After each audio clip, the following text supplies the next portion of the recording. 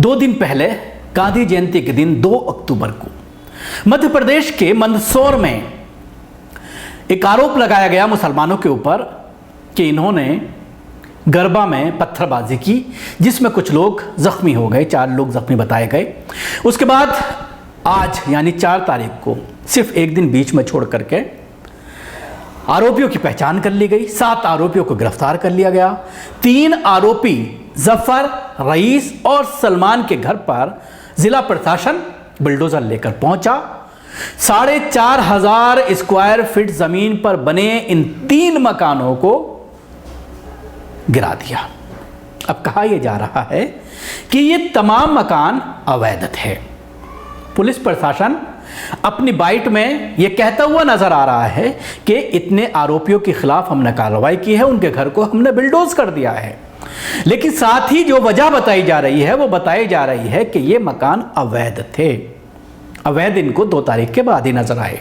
2 तारीख से पहले कोई मकान अवैध नहीं था, ना ही इनका ताल्लुक किसी ऐसे घटना से था जिसके बारे में पुलिस अधिकारी बता रहे हैं कि ये क्रिमिनल टाइप के लोग हैं, इनका क्रिमिनल रिकॉर्ड है। इसी वजह से इनके घर को गिराया जा रहा है और साथ ही इस वजह से भी गिराया जा रहा है कि ये पत्थरबाजी में मुलव्विस थे, लिप्त थे। अब सवाल ये खड़ा होता है कि एक दिन बीच में छूटा, आज 4 तारीख है, परसों की ये घटना है, कल 3 तारीख थी। एक ही दिन में सारी जांच पुलिस के जरिए कर ली गई, एक तरफा कार्रवाई की गई। 17 लोगों के खिलाफ नामजद FIR की गई, जिसमें से 7 आरोपियों को गिरफ्तार कर लिया गया। बाकी फरार बताए जा रहे हैं, जिनके ऊपर इनाम की घोषणा भी कर दी गई है। वजह यह है कि इस घटना को लेकर के मध्य प्रदेश के गृह मंत्री ने एक सख्त बयान दिया था और पुलिस को आदेश दिया गया था कि बिल्कुल ऐसा सबक सिखाया जाए इन मुसलमानों को कि दोबारा ये पत्थरबाजी करने की हरकत ना कर सकें। जाहिर सी बात है, ये एक आम सा बहाना बन गया है किसी के भी मकान पर बुलडोज़र चलाने के लिए कि आप उसको अवैध बता दीजिए, अचानक बुलडोज़र लेकर पहुंचिए और उसको गिरा दीजिए। तमाम कोर्ट, जाहिर सी बात है, सब खामोश हैं।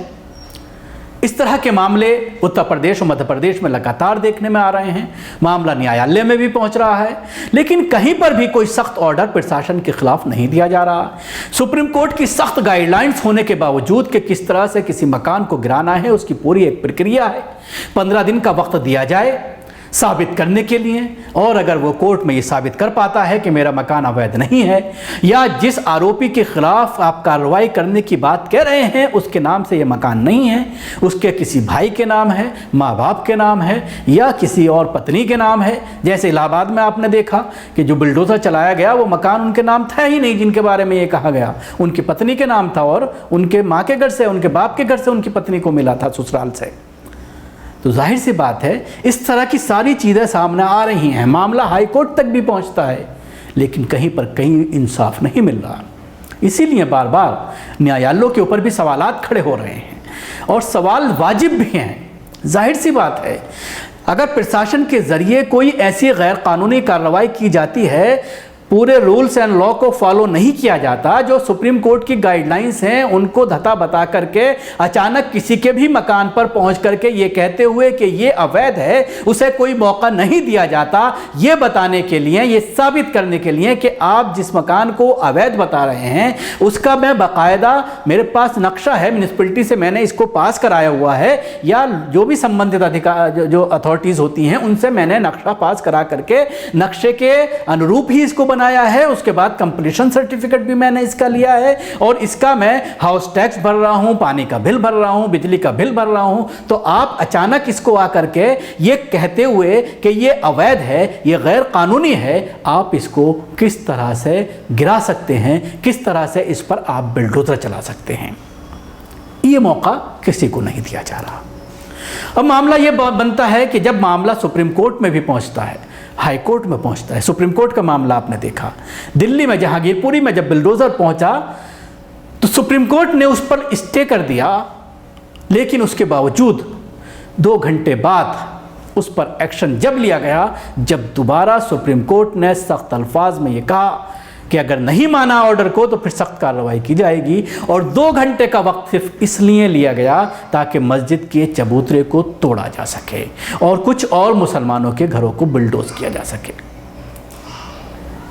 उसके बावजूद ये कहा जाता है कि किसी खास समुदाय के खिलाफ ये बुलडोजर नहीं चल रहा है, बल्कि बदमाशों के खिलाफ, क्रिमिनल छवि के लोगों के खिलाफ, उन लोगों के खिलाफ जो पत्थरबाजी करते हैं उनके खिलाफ इस्तेमाल किया जा रहा है। तो सवाल तो यह भी बनता है कि इन्हीं राज्यों में बलात्कारियों के घरों पर बुलडोजर क्यों नहीं चलता?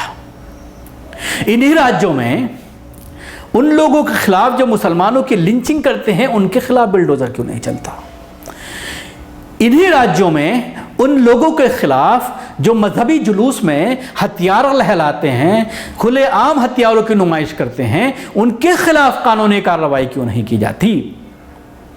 जाहिर सी बात है, दोहरा रवैया, दोहरी राजनीति, दोहरा कानून का इस्तेमाल पुलिस प्रशासन के जरिए और कोर्ट और अदालतों के जरिए, जो ये दर्शाते हैं कि कहीं ना कहीं देश में लोकतंत्र खत्म होता जा रहा है। अब आइए मैं इस मामले पर आपको पुलिस अधिकारी की बाइट भी सुनवाना चाहूँगा, वो इस पूरे मामले पर क्या कहना चाहते हैं। यहाँ के मंदसौर के सुप्रिटेंडेंट ऑफ पुलिस एसपी हैं, वो इस पूरे मामले पर जानकारी दे रहे हैं। उसमें 19 लोगों के खिलाफ FIR दर्ज की गई और उसमें फिर जो आरोपी थे उनकी सरगर्मी से तलाश की गई। तो अभी तक 7 आरोपी करीब हमारे हिरासत में। जब इन लोगों का आपराधिक पृष्ठभूमि का मूल्यांकन किया गया तो उसमें कई लोगों के आपराधिक रिकॉर्ड भी निकल गए हैं। उसमें से आज राजस्व विभाग की मदद से 3 लोगों के अतिक्रमण के ऊपर, जो अवैध उन्होंने बना रखे थे, उसके ऊपर कार्रवाई की गई है सुजनी गांव में, जिसमें करीब 4,500 स्क्वायर फीट से ज़्यादा का अवैध निर्माण जो है उसको तोड़ा गया है। तो देखा आपने, जिस तरह से मैंने पहले ही कहा था कि अचानक एक दिन में पुलिस ने यह भी पता लगा लिया कि ये मकान अवैध है और ये भी पता लगा लिया कि जितने भी आरोपी पकड़े गए हैं, जिनके ऊपर आरोप लगाए गए हैं, वो बदमाश हैं, क्रिमिनल हैं, इसलिए उनके घर को बुलडोज किया जाना ज़रूरी है।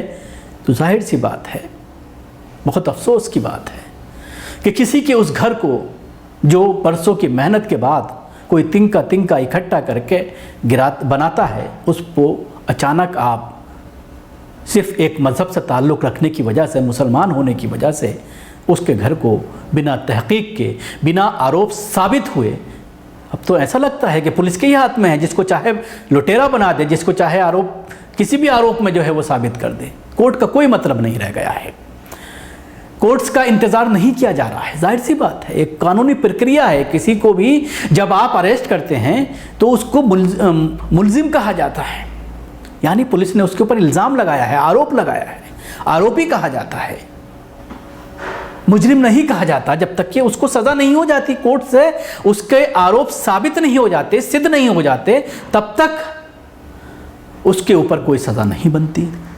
जो हीनियस क्राइम्स हैं उसमें उसको जेल में रखा जाता है जब तक सुनवाई नहीं होती, लेकिन अगर छोटे मोटे मामले हैं तो उसमें उसको ज़मानत दे दी जाती है। बहुत सारे मामले ऐसे हैं जिसमें थानों से ज़मानत मिल जाती है, बहुत से मामले ऐसे हैं जिसमें गिरफ्तार करने की ज़रूरत नहीं होती। सुप्रीम कोर्ट ने अभी कहा है कि हर मामले में गिरफ्तार ना किया जाए, जेलों का जो लोड है उसको ज़्यादा ना बढ़ाया जाए। इस तरह की बातें बार बार कोर्ट्स के ज़रिए कही जाती हैं, उच्च न्यायालय के ज़रिए कही जाती हैं, लेकिन उसके बावजूद बिना आरोप साबित हुए 60 दिन का वक्त होता है चार्जशीट दाखिल करने का, पहले FIR और उसके बाद चार्जशीट, और उसके बाद जिस तरह से बहस होती है, तो बिना किसी बहस के, बिना अपना पक्ष रखे हुए इस तरह से बुलडोजर चलाए जा रहे हैं। और तमाम अदालतें, छोटी अदालतों से लेकर देश की उच्च न्यायालय तक, सब खामोश हैं और तमाशाई बने देख रहे हैं, और कानून का, लोकतंत्र का कत्ल सरेआम होता हुआ अपनी आंखों से देख रहे हैं। शुक्रिया आपको, हमारी कोशिश कैसी लगी ज़रूर बताएं। हमारे YouTube चैनल को सब्सक्राइब करना ना भूलें, इसके साथ ही बेल आइकन जरूर दबाएं। अगर आप ये वीडियो फेसबुक पर देख रहे हैं तो पेज को लाइक करें, उसके साथ ही फॉलो भी